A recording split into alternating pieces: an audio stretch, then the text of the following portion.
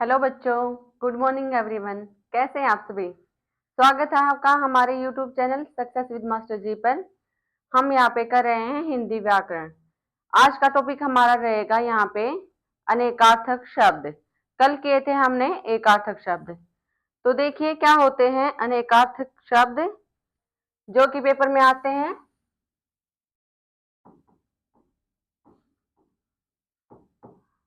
अनेकार्थक शब्द क्या होता है, नाम से ही पता चल रहा है, यानी कि जिस शब्द के कई अर्थ हों,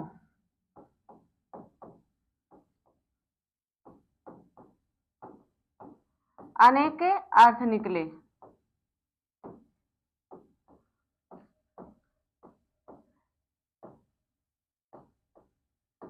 वो क्या होता है अनेकार्थक, यानी कि हिंदी में कई शब्द ऐसे होते हैं जो अनेक अर्थ देते हैं। जैसे कि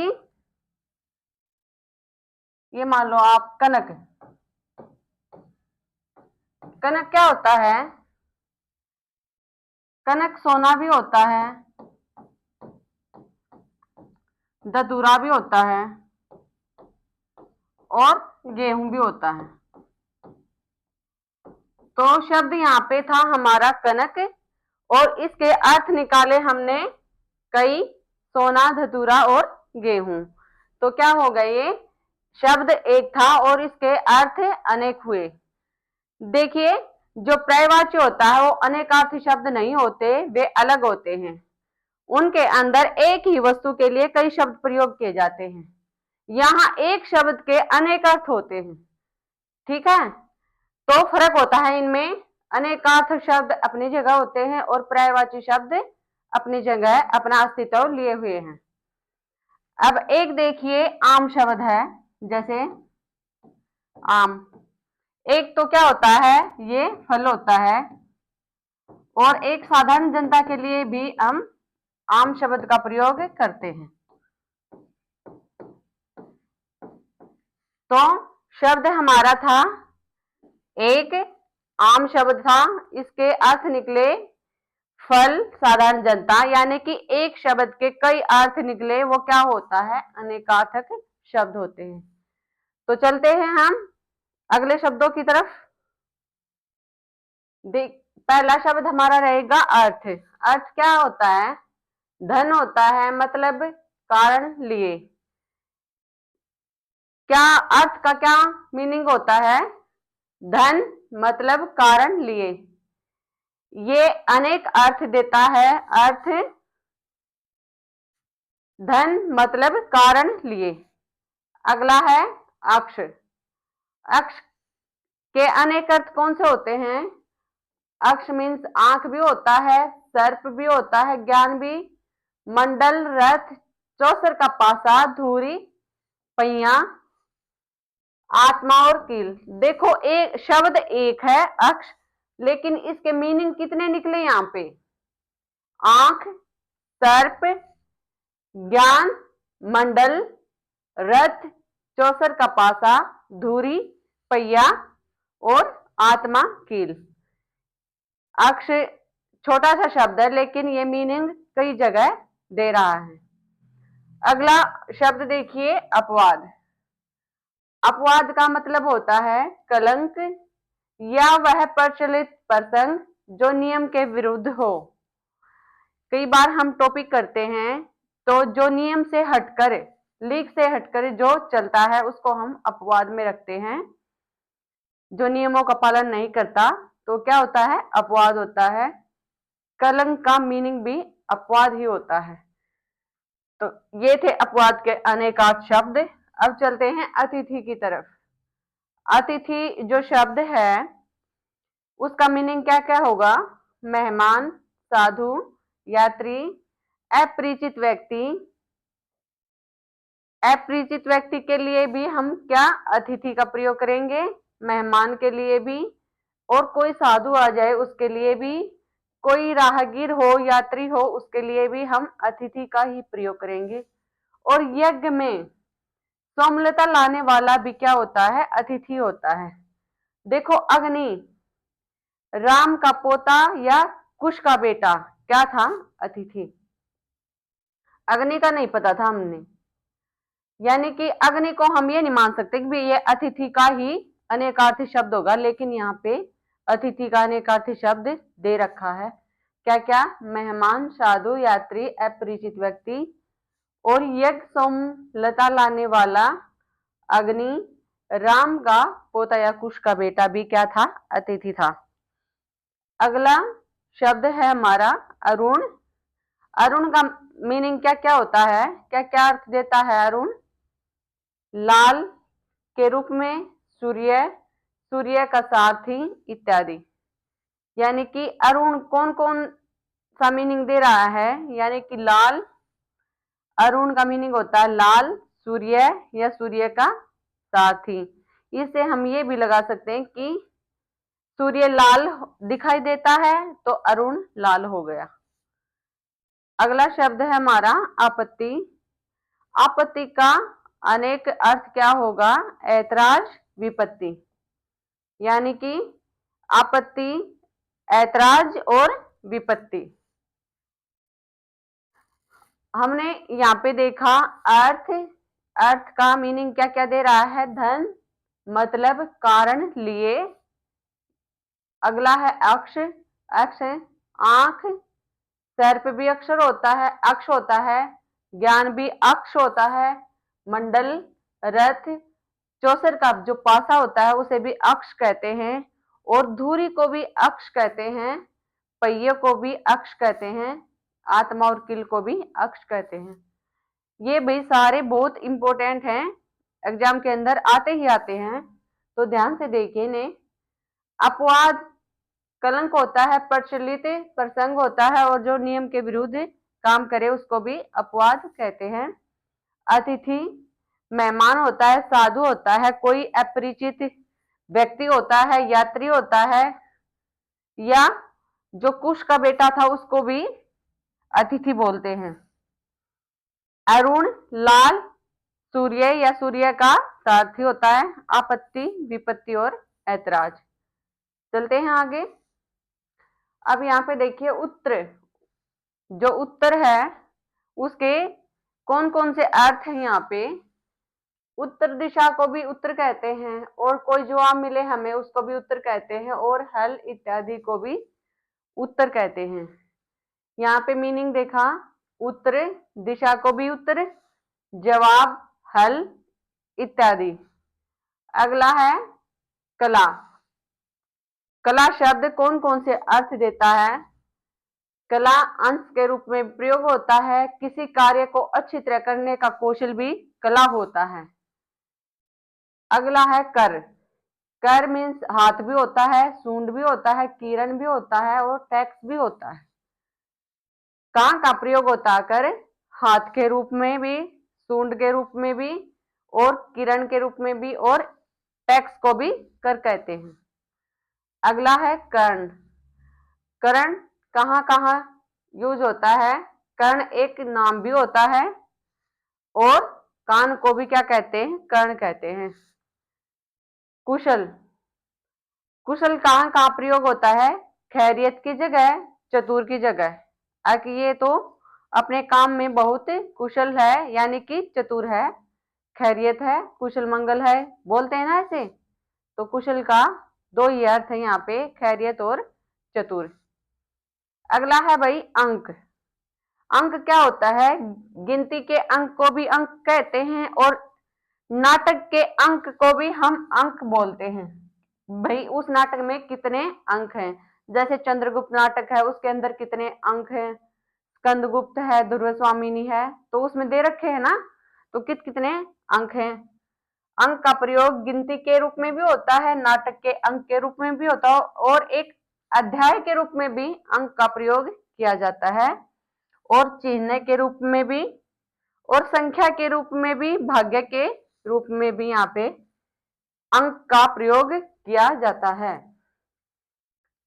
अब अगला शब्द देखिए अक्षर। ये सारे इंपॉर्टेंट हैं, ध्यान से देखिए। अक्षर क्या होता है? ब्रह्मा को भी अक्षर कहते हैं, विष्णु को भी कहते हैं, एकाराधि को भी हम अक्षर कहते हैं। वर्ण को भी अक्षर कहते हैं, शिव को भी, धर्म को भी, मोक्ष को भी, और गगन सत्य जल को भी हम अक्षर कहते हैं। यानी कि ये आध्यात्म की तरफ ज्यादा प्रयोग दे रहा है, यहाँ पे अर्थ दे रहा है अक्षर। ब्रह्मा, शिव, विष्णु, तीन तो ये हो गए। मोक्ष, सत्य, वर्ण, जल, तपस्या। तो ऐसे याद रख सकते हैं हम, ब्रह्मा, विष्णु, शिव, धर्म, मोक्ष, सत्य, जल, तपस्या इत्यादि। चलते हैं अगली स्लाइड पे। अगला शब्द है हमारा अंबर। अंबर किसे किसे कहते हैं, क्या अर्थ देता है ये? आकाश और कपड़ा। कपड़े को भी अंबर कहते हैं भाई, जैसे पीतांबर। पीत माने पीला, अंबर माने कपड़ा। तो कौन था पीतांबर? किसे बोला जाता है? श्री कृष्ण को बोला जाता है पीतांबर। तो आकाश का वो देता है यहाँ पे अर्थ, और कपड़े का अर्थ देता है। अब आगे देखिए, अमृत। अमृत जो शब्द है वो कहां कहां अनेक अर्थ देता है। अमृत स्वर्ण के लिए भी प्रयोग किया जाता है, जल के लिए भी, और पारा, दूध, अन्न इत्यादि के लिए अमृत शब्द का प्रयोग किया जाता है। अगला शब्द है अपेक्षा। अपेक्षा इच्छा, आवश्यकता, आशा और बनिस्बत के लिए भी प्रयोग किया जाता है। अपेक्षा और उपेक्षा में बहुत अंतर होता है भाई। अपेक्षा इच्छा होती है, आवश्यकता होती है और आशा होती है। उपेक्षा क्या होती है? तुलना। अगला शब्द देखिए, आम। आम क्या होता है? एक फल का नाम भी होता है, और सर्वसाधारण के लिए भी हम आम शब्द का प्रयोग करते हैं। एक मामूली शब्द के लिए भी हम आम शब्द का प्रयोग करते हैं। आगे है कनक। कनक दतुरा भी होता है, सोना भी होता है, और गेहूं को भी कनक कहते हैं। ठीक है। कनक यहाँ कितने अर्थ में प्रयोग हुआ है? दतुरा, सोना और गेहूं। अब यहाँ पे शब्द देखिए, केवल। केवल किसे कहते हैं? मतलब शब्द अर्थ क्या होता है केवल का? एकमात्र विशुद्ध ज्ञान को भी केवल कहते हैं। यानी कि ये बोलते हैं ना कि बुद्ध को क्या हो गया था? कैवल्य की प्राप्ति हो गई थी। तो वहां भी इस शब्द का प्रयोग किया जाता है। अगला शब्द है कोट। पहनने का एक कोट होता है, और एक किला को भी हम कोट कहते हैं। ठीक है। पहनने के जो कोट पहनते हैं, बाबू लोग पहनते हैं, या कोई भी जो कोट शर्ट के ऊपर से डाला जाता है, एक तो उसके लिए प्रयोग होता है, और एक किला के लिए भी कोट शब्द का प्रयोग किया जाता है। हमने यहाँ पे देखा अंबर, आकाश और कपड़ा, अमृत, स्वर्ण, जल, पारा, दूध, अन्न के लिए प्रयोग किया जाता है। अपेक्षा, इच्छा, आवश्यकता, आशा के लिए प्रयोग किया जाता है। और आम, आम फल के लिए और सर्वसाधारण के लिए प्रयोग किया जाता है। कनक, दतूरा, सोना, गेहूं के लिए प्रयोग किया जाता है। केवल एकमात्र या विशुद्ध ज्ञान के लिए भी प्रयोग किया जाता है। कोट किले के लिए प्रयोग किया जाता है, और पहनने के लिए कोट का प्रयोग होता है। आगे देखिए, शब्द है खग। क्या क्या होता है खग? देखिए, पक्षी होता है, तारा होता है, गंधर्व, बाण। खग क्या होता है? पक्षी को तो खग कहते हैं, ये तो हमें आमतौर पे पता है। लेकिन तारा, गंधर्व, बाण को भी हम क्या कहते हैं? खग कहते हैं।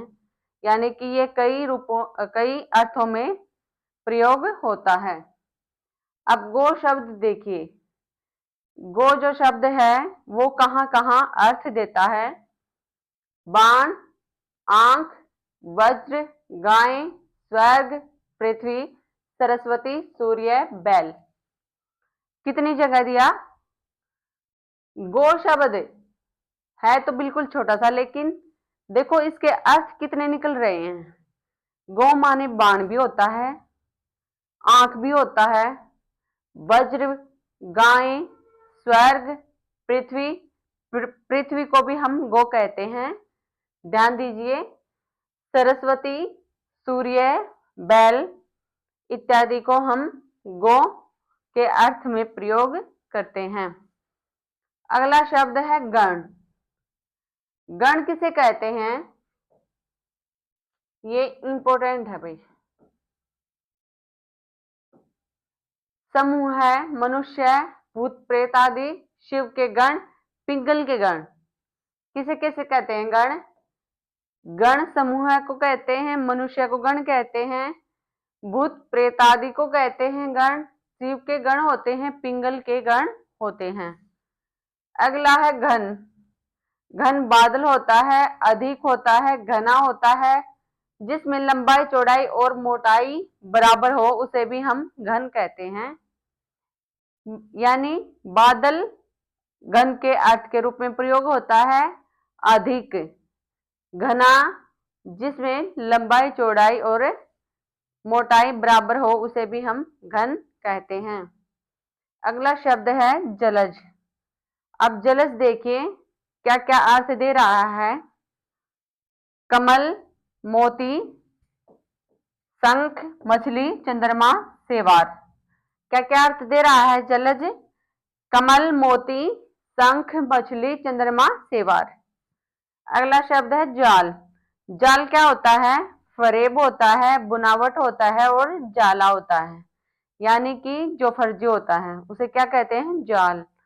जाल किस किस शब्द में प्रयोग होता है? फरेब, बुनावट, जाला। अब देखते हैं कौन कौन से शब्द हमने देखे यहाँ पे। खग, खग पक्षी होता है, ठीक है। तारा, गंधर्व, बाण। गो क्या होता है? बाण, आंख, वज्र, गाय, स्वर्ग, पृथ्वी, सरस्वती, सूर्य और बैल। गण क्या होते हैं? समूह है, मनुष्य, भूत प्रेत आदि, शिव के गण, पिंगल के गण इत्यादि। घन क्या होता है? बादल, अधिक, घना, जिसमें लंबाई चौड़ाई मोटाई बराबर हो उसे भी क्या कहते हैं? हम घन कहते हैं। जलज किसे कहते हैं? मतलब क्या अर्थ देता है? कमल, मोती, शंख, मछली, चंद्रमा, सेवार आदि को क्या कहते हैं? जलज कहते हैं। जाल क्या होता है? फरेब, बुनावट और जाला। चलते हैं अगली स्लाइड की तरफ। देखिए एक बार नजर डालिए।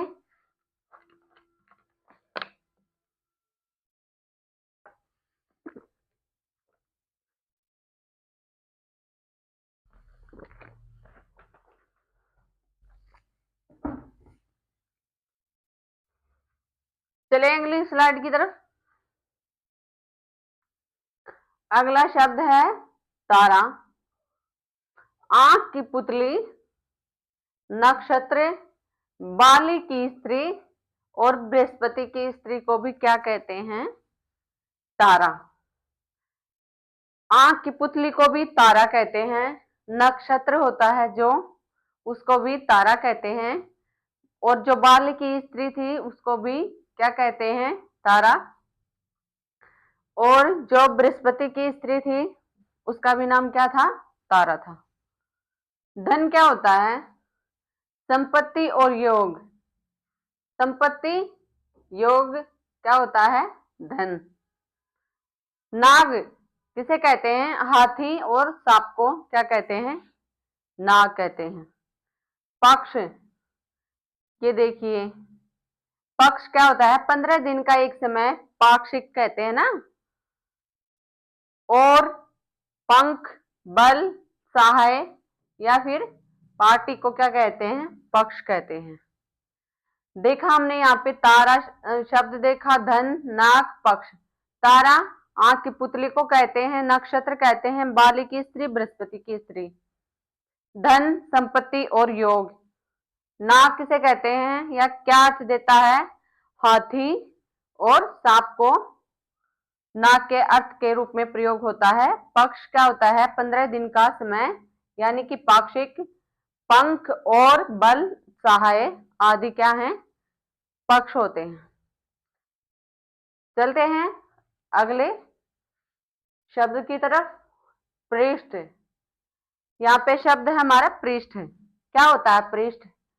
पीठ होता है, पन्ना होता है, और पीछे के भाग को क्या कहते हैं? पृष्ठ। तीन जगह ये अर्थ दे रहा है यहाँ पे।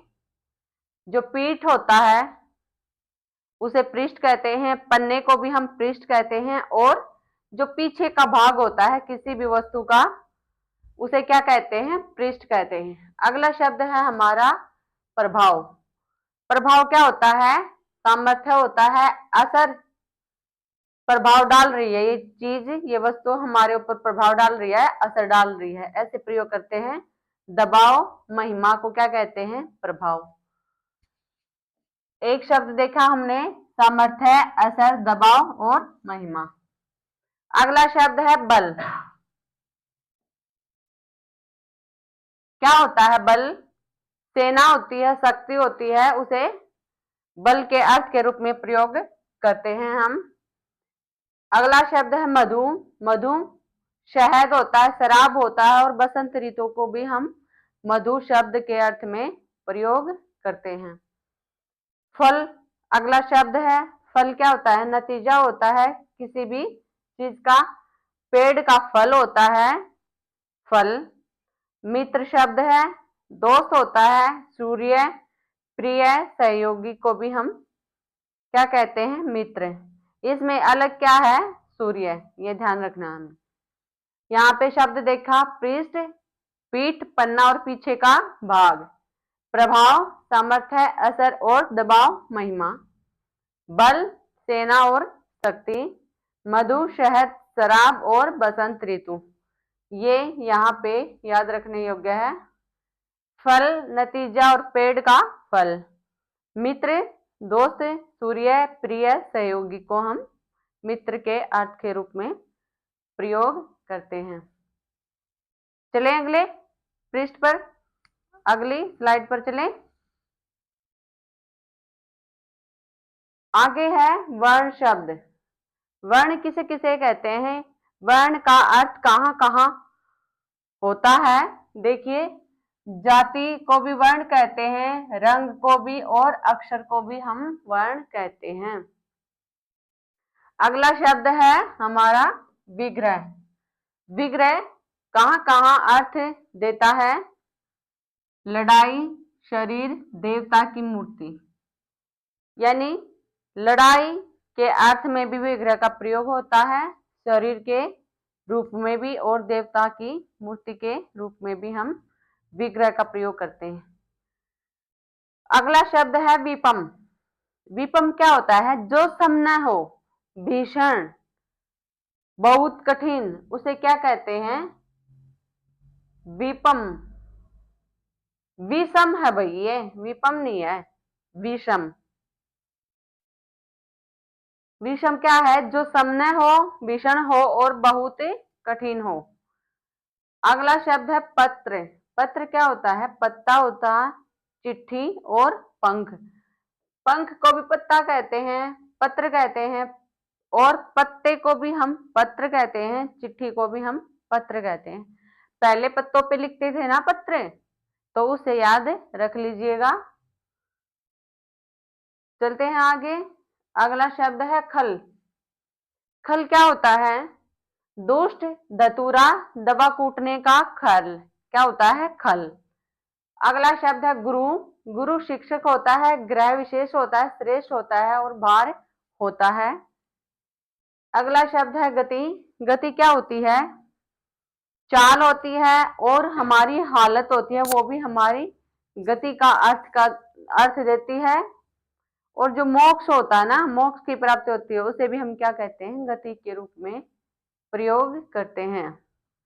जीवन, जल को कहते हैं, प्राण को कहते हैं, जीवित को हम जीवन कहते हैं। जल घर क्या होता है? बादल होता है, जलधर, जल को धारण करने वाला बादल होता है, और समुद्र को भी हम जलधर बोलते हैं। द्रव्य, वस्तु होती है, धन होता है। अगला है दंड, डंडा और सजा। तो यहाँ पे एक तो खल देख लेना, खल क्या होता है? दुष्ट, धतूरा और दवा कूटने का खल। गुरु क्या होता है? शिक्षक, गृह विशेष, श्रेष्ठ और भार। गति क्या होती है? चाल, हालत, मोक्ष। जीवन क्या होता है? जल, प्राण और जीवित को भी हम जीवन ही कहते हैं। जलधर क्या होता है? बादल, समुद्र को कहते हैं। द्रव्य किसी धन या वस्तु को कहते हैं। दंड, डंडा या सजा को बोलते हैं। तो चले भैया आगे। धर्म, धर्म क्या होता है? प्रकृति होता है, स्वभाव होता है, कर्तव्य होता है और संप्रदाय होता है। बोर तो नहीं हो रहे हो भाई? हैं? ये हैं ये ऐसे अनेकार्थी शब्द, पर्यायवाची शब्द, इनका कोई वो भी नहीं होता, ये तो हमें पढ़ने ही पड़ते हैं और इनका हमें रट्टा ही मारना पड़ता है। ऐसे वैसे तो याद नहीं होंगे, लेकिन ऐसे प्रैक्टिस से जरूर हो जाएंगे। आप वैसे ट्रिक बना लीजिए, कुछ भी जो भी अटपटा सा दिखे उसको अलग रख के कई बार दोहरा लीजिए, याद हो जाएंगे। धर्म क्या होता है? प्रकृति होता है, स्वभाव होता है, कर्तव्य और संप्रदाय। निशाचर यानी कि रात्रि में जो विचरण करते हैं उसे क्या बोलते हैं? निशाचर। राक्षस को कहते हैं, प्रेत को, उल्लू को और चोर को। ये रात में ही अपना कार्य करते हैं, इस वजह से निशाचर इनके अर्थ के रूप में प्रयोग हुआ है। पतंग, पतंग क्या क्या होता है? सूर्य को पतंग कहते हैं। पक्षी, टिड्डी, फतिंगा या गुड्डी को हम पतंग कहते हैं। अब देखिए पेय क्या होता है? दूध को भी जो पीने योग्य होता है, पानी, ये कहते हैं ना पेय पदार्थ। तो दूध होता है और पानी। पानी क्या होता है? जल, इज्जत और चमक। ऐसे बोलते हैं ना हम, देखते हैं इसमें कितना पानी है। तो पानी हम इज्जत के रूप में प्रयोग करते हैं और चमक के रूप में भी हम इसका प्रयोग करते हैं। शब्द हमने देखे, धर्म, निशाचर, पतंग, पेय, पानी। धर्म प्रकृति, स्वभाव, कर्तव्य और संप्रदाय। निशाचर राक्षस, प्रेत, उल्लू और चोर। ये मुश्किल नहीं है भाई, एक आधा है इसमें मुश्किल। पतंग, सूर्य, पक्षी, टिड्डी, फतिंगा और गुड्डी। पेय दूध और पानी। पानी क्या होता है? जल, इज्जत और चमक। आप देखिए बलि क्या है? राजा बलि, बलिदान, उपहार, कर इत्यादि। क्या है ये? बलि। राजा बलि को भी बलि कहते हैं। बलिदान, उपहार, कर इत्यादि को बलि के अर्थ के रूप में प्रयोग करते हैं हम। अगला शब्द है महावीर। महावीर किसे किसे बोलते हैं? हनुमान का तो पता है, जो अधिक बलवान हो उसको भी हम महावीर बोलते हैं। और किसको बोलते हैं? जैन तीर्थंकर को भी हम महावीर बोलते हैं। महावीर स्वामी थे ना जैन धर्म के, वो थे। अगला शब्द है मूक। मूक किसे कहते हैं? गूंगा, चुप और विवश। ऐसे बोलते हैं ना मूक बधिर बच्चे, तो क्या होते हैं? गूंगा, चुप, विवश, जो बोल न सके। हरि, ये भाई बहुत इंपॉर्टेंट है, बहुत बार आता है इससे। हरि, विष्णु, इंद्र, सर्प, मेंढक, सिंह, घोड़ा, सूर्य, चांद, तोता। देखो कितने हैं?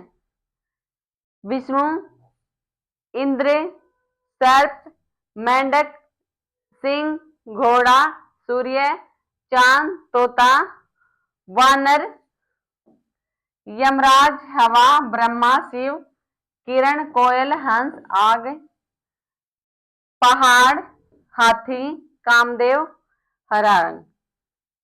कितने सारे अर्थ हैं हरि के। विष्णु हो गया, इंद्र, सर्प, मेंढक, सिंह, घोड़ा, सूर्य, चांद, तोता, वानर, यमराज। हवा को भी हरि कहते हैं। ब्रह्मा शिव को भी हरि कहते हैं, किरण कोयल हंस को भी हम हरि कहते हैं, और आग पहाड़ हाथी या फिर कामदेव को भी हम हरि कहते हैं। अगला शब्द है शिव। शिव का अर्थ क्या क्या होता है? मंगल होता है, महादेव और भाग्यशाली को भी हम शिव के अर्थ के रूप में हम प्रयोग करते हैं। अगला शब्द है सुधा।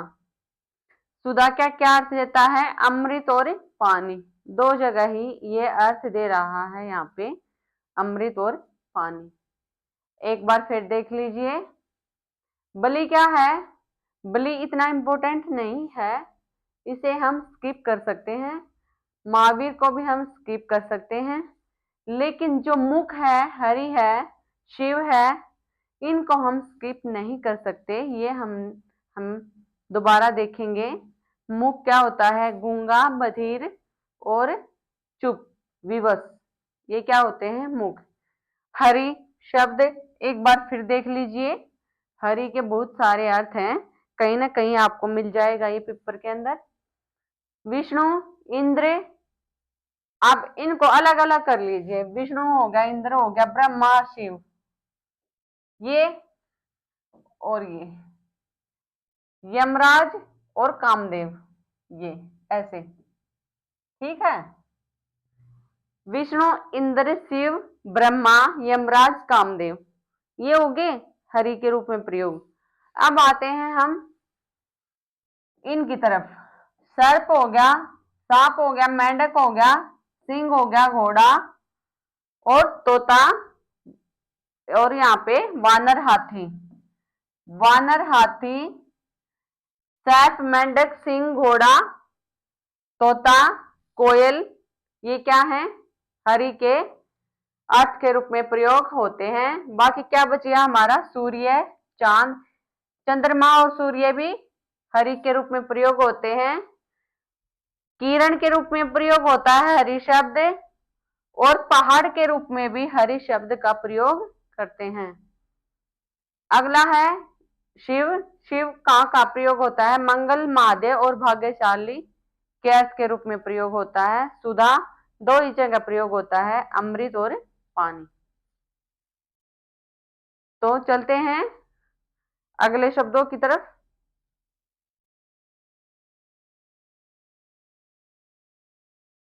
अगला शब्द है स्थूल। स्थूल क्या होता है? मोटा, सहज में दिखाई देने या समझ में आने योग्य स्थूल होता है। और हंस क्या होता है? प्राण होता है, पक्षी विशेष को भी हम हंस कहते हैं। हंस एक पक्षी होता है, और किसी के प्राणों को भी क्या कहते हैं? हम हंस कहते हैं। हस्ती शब्द क्या कहाँ अर्थ देता है? हाथी के रूप में, अस्तित्व के रूप में हस्ती शब्द का प्रयोग होता है। एक शब्द है मान। मान कहाँ कहाँ होता है? इज्जत के अर्थ में, अभिमान के अर्थ में और नाप तोल के अर्थ में मान शब्द का प्रयोग होता है। अगला शब्द है वन। वन कहाँ पे प्रयोग होता है? जंगल के रूप में, जल के रूप में। जंगल और जल, वन दो जगह प्रयोग होता है, जंगल और जल। चलते हैं आगे। शुद्ध। शुद्ध शब्द कहाँ प्रयोग होता है? पवित्र, ठीक, जिसमें मिलावट न हो। शुद्ध क्या होता है? जहां पे मिलावट न मिले हमें, और जो बात ठीक हो वो भी शुद्ध, पवित्र, इन सभी को क्या अर्थ देते हैं? ये शुद्ध के रूप में अर्थ होता है, शुद्ध कहते हैं। अगला शब्द है सर। सर क्या होता है? तालाब, सिर या प्राजित। तालाब को सर कहते हैं, सिर, और पराजित को हम सर कहते हैं। सेहत, सुख, स्वास्थ्य, रोग से छुटकारा। हरकत, हरकत क्या होती है? गति, चेष्टा और नटखटपन। हीन क्या होता है? हीन, रहित, दीन, निकृष्ट। 3 जगह इसका प्रयोग होता है। हीन भावना के शब्द के अर्थ में भी प्रयोग होता है ये, यानी कि जो चीज रहित हो, दीन हो, निकृष्ट हो, उसे क्या कहते हैं? हीन। हीन के अर्थ के रूप में प्रयोग करते हैं हम। अगला शब्द है लक्ष्य। लक्ष्य का कहाँ अर्थ दे रहा है? निशाना और उद्देश्य। कोई हमारा उद्देश्य हो, वहां भी हम लक्ष्य शब्द का प्रयोग करते हैं, और निशाने की जगह भी हम लक्ष्य शब्द का प्रयोग कर सकते हैं। अगला है हमारा विरोध। विरोध शब्द कहाँ प्रयोग कर सकते हैं हम? वैर के रूप में, किसी से बैर हो हमारा, और विपरीत भाव के अर्थ में भी हम विरोध शब्द का प्रयोग कर सकते हैं। तो हमने देखा शुद्ध, पवित्र, ठीक, जिसमें मिलावट न हो। सर, तालाब, सिर, पराजित को कहते हैं।